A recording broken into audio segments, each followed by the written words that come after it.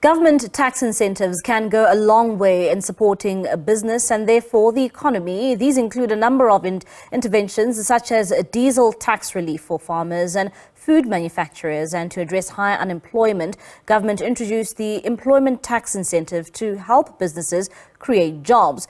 It also supports car manufacturers with the Automotive production and a development program, while expectations are that more measures will be announced as global trends now demand the local manufacturing of new energy vehicles. But how effective are these measures in achieving their goals? The employment tax incentive was introduced by the government in 2014. Its aim was to encourage employers to hire young people by subsidizing their wages, in this way helping to make a dent in the country's high youth unemployment. Over the years, the government has given employers back billions of rand for the cause. In terms of the data that's publicly available, in 2020, in financial year 2021, government spent 7.2 billion on this incentive, which was almost double what they had spent in the previous year.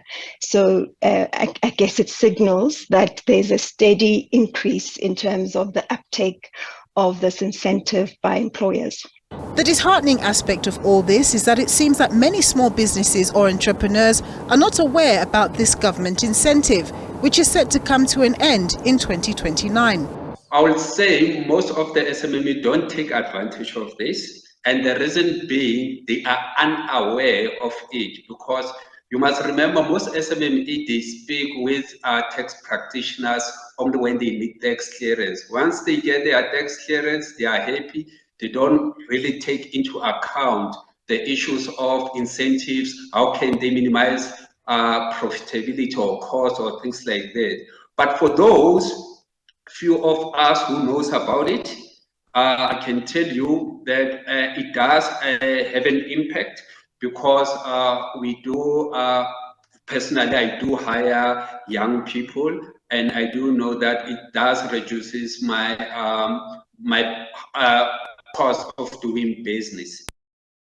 The benefit of the employment tax incentive, questions are still being raised about its overall effectiveness. It's honest because there was actually a NEDLAC briefing on Friday last week around the employment tax incentive. The short answer is that insofar as effectiveness is concerned, the jury's still out. There are a few studies out in relation to it. There are relative, or some are, well, on balance, if you like, they're relatively inconclusive. Some suggest there have been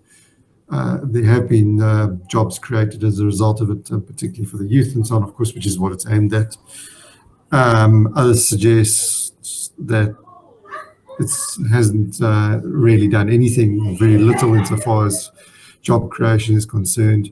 Across the agricultural value chain, fuel is a key ingredient for businesses to operate. Farmers have been eligible for the diesel tax relief from the year 2000.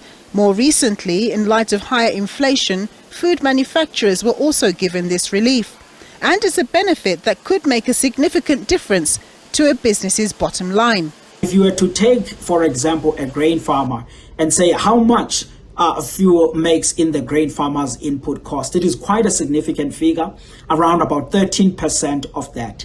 But I think if you were to sketch out the fuel as a component of the input cost over the past year, when load shedding was a major issue in the country and continues to be, you will find that fuel usage as a proportion of the input cost probably increased, as some farmers were suddenly forced to utilize generators to generate power on their activities, some that hadn't installed various renewables that we see coming up across the country. But it has been suggested that the process involved to benefit from the diesel tax relief is so complex and costly that it's just not worth pursuing it. I think that some improvements that can be made are on the administrative part of that diesel rebate, so that not only farmers with capabilities of being able to comply, but even mid-sized small farmers that are using fuel a lot in their farms can be able to comply. The automotive sector has been a key beneficiary of government incentives, and now with the world looking to limit its carbon footprint, the expiry date for internal combustion engines is on the horizon. I think what's key for our industry is to be able to create the kind of capacity to be able to manufacture NEVs locally, to be able to export them, and I guess in the long term to encourage consumers to adopt NEVs. But I think key is charging infrastructure also. And I think the opportunity to create or offer incentives for manufacturers to enter the value chain to manufacture components for charging infrastructure. New incentives for the automotive sector will likely be costly for the government, but experts argue that the South African taxpayer can ill afford not to make this investment, given that over 60% of cars manufactured in the country head to export markets, many of which are set to ban gas-guzzling cars in less than 10 years. A failure to secure this sector's future would undermine the industry and related jobs. With government coffers decidedly not overflowing, it's important that whatever sectors they support with subsidies or incentives, that a periodic calculation is made as to whether the incentive is achieving the desired socio-economic goal. Nampumela Losiziba, SABC News, Johannesburg.